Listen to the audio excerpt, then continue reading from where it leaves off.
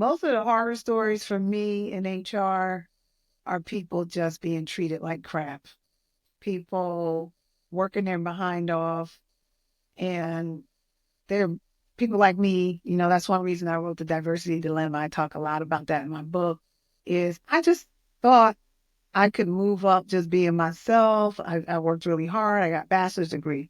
Then I went to school and I got a master's degree. Then I got, guess what? Another master's degree. And then I got my PhD eventually. But I thought when I had my master's degree, my master's in business, that, oh, I would just sail to the top of the company. And I didn't. I did not. And there was always an excuse of why I wasn't good enough. And then there were other people who were just mediocre and just sometimes completely crazy. And they would be successful. And I was always looking for that. Why am I not successful? What is it about me? And I spent so many years feeling like I wasn't good enough, and imposter syndrome, and feeling like I needed more education. I needed to speak clearly, speak better, be more of this, be more of that. Coming from the hood, coming from the inner city, just always feeling like I'm under a microscope. And then I learned it had nothing to do with that.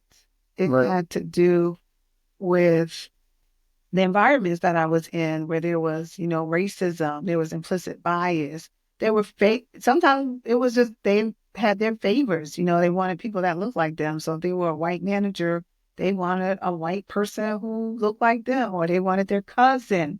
They're like, why should I give you an opportunity when I have my daughter-in-law or my family member? And so that's straight up nepotism. So then it was nepotism. Then it was cronyism. Then it was racist. But you know what?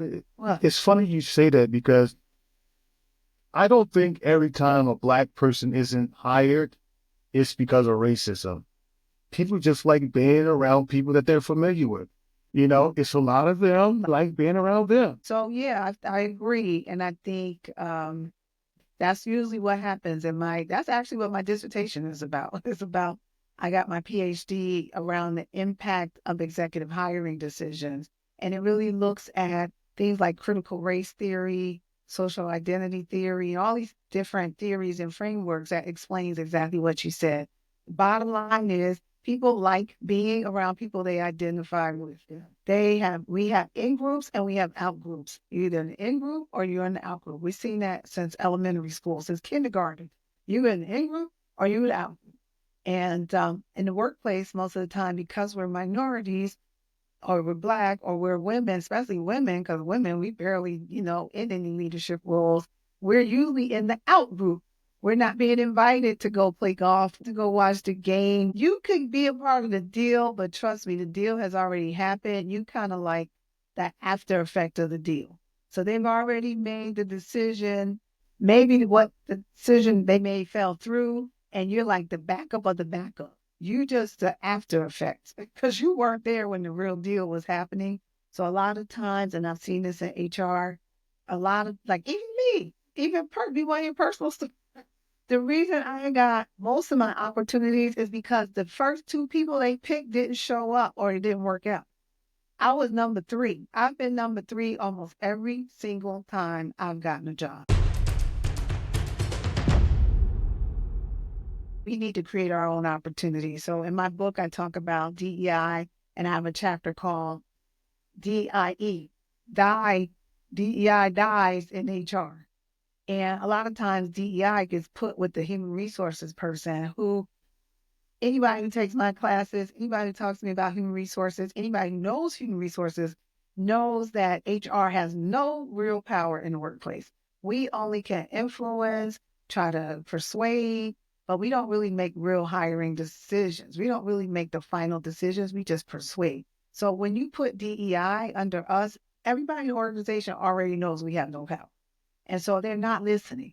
DEI, diversity, equity, and inclusion, has to come from the leaders, the people we were just talking about, the people in the in group, the CEO, whoever is that, whatever that in group looks like, the in group has to be saying that DEI is cool, that DEI is amazing. I just came from the Philippines and I love DEI. I just came from, Senegal, Africa. And let me tell you why it's so important to be inclusive and have equity. Like that CEO has to be preaching, breathing, living that leader has to be living DEI or it just doesn't work. And so to me, it's just kind of falls flat if the leader isn't living and breathing it. The in group, those people you just talked about on the golf course, if they don't believe it, it's not going to go anywhere because people will already know that they're not going to be rewarded for practicing equity. They're not going to get more money. They're not going to get invited to the golf course,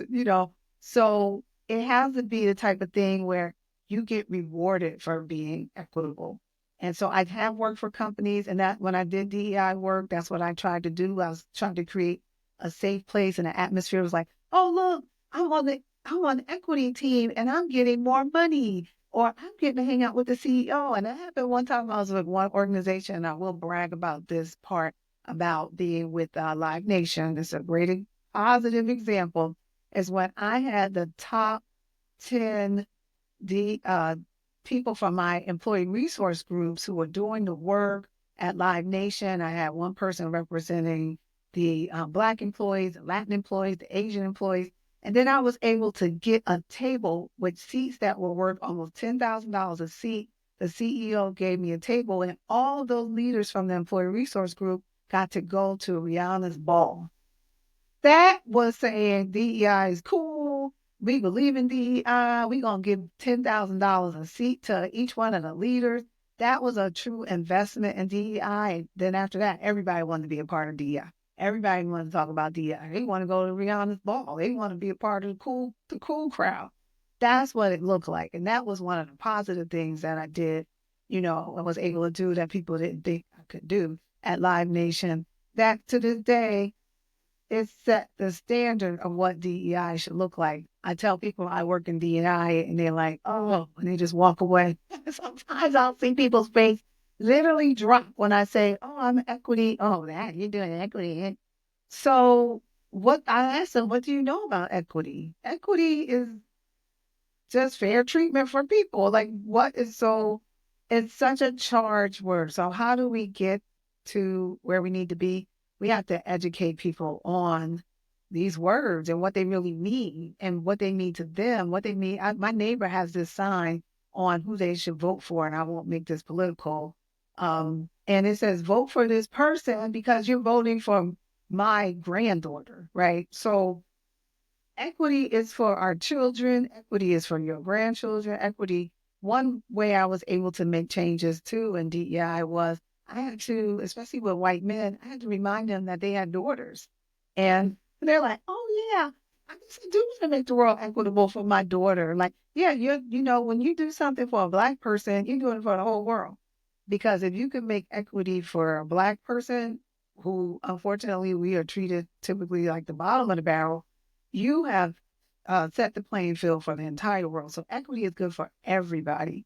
So that's what I would say. But you have to answer your question, you have to convince people that it's good for everybody. But people don't believe that. It's hard to believe. It's like Martin Luther King when he was alive. They hated him. People act like Martin Luther King is the next Jesus. All he was preaching was equity.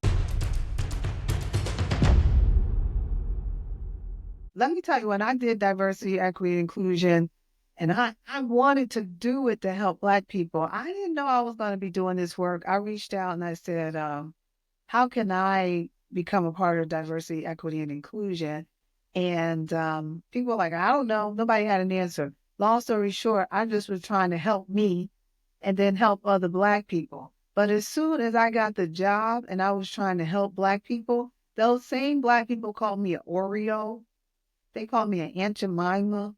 They called me an Aunt Thomasina because they felt like I wasn't making change fast enough. I didn't even know what the heck I was doing the first few months, much less being able to change an entire organization that's been around for 10. They want so in the same way I can relate to, Vice President Kamala Harris and any leader who's trying to make change. The reality is it takes so much to change what has already been that you just don't get into, I start talking about equity and everything's going to be equitable. So Black people have, trust me, a valid point. I'm a Black person that has a valid point that is so much systematic mess because there's so much in the system that needs years and years and years and hundreds, centuries of things that need to be changed in terms of equity. That I mean, we're still like I'm busting my behind right now because I'm crawling my way out of poverty. I had to crawl my way out of poverty because, and I'm still, so I could go on with stories about how this society tried to take away my family's home. And if I wasn't educated, I, we'd be homeless, okay? Because I wouldn't have known the system to be able to keep my family's home. And so that's what we've been dealing with in this United States of America, right? We've been dealing with blacks were property. We were property just a few hundred, not even, goodness gracious, was 100 years ago. Now, people have valid concerns that it's, you don't want to generalize the help that blacks need to catch up.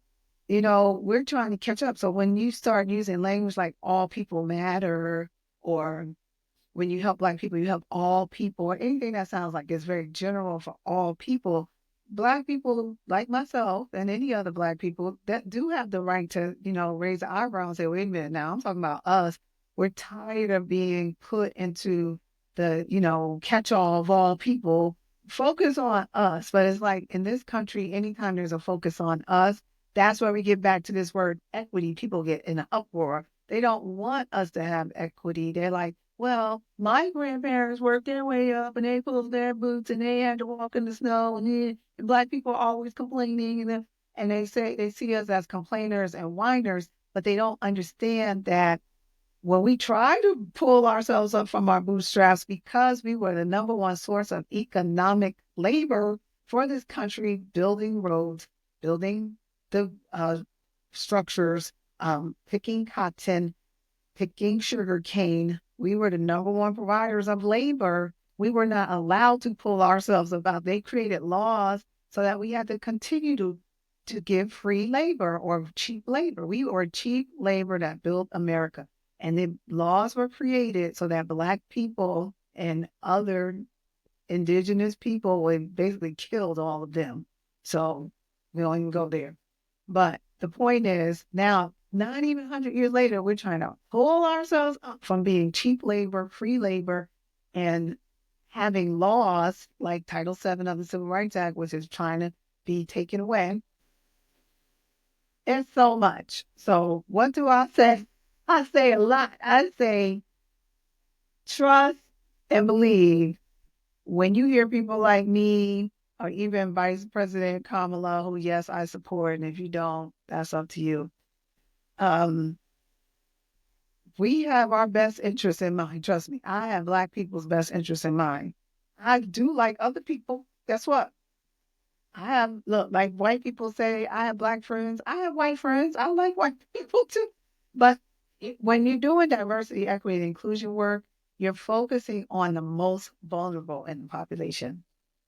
Now, if that ever changes and white people are the most vulnerable in the population, right now, the most vulnerable white people in the population are those below the poverty line. So y'all can group yourselves right on in with the black people, because poor white people have a lot of issues in this country too, because they also were used and manipulated for cheap labor.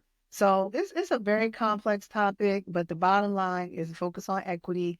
And yes, if you do for black people and give black people equity, that will include the poor white people, the queer people, the women, the indigenous people, the immigrant people, like it includes everybody. So I think that's a good way to go and hope that answered your question for Ask Mrs. HR. Yeah, you ask Mrs. HR questions about equity. I'm just going to keep going until somebody tells me to stop.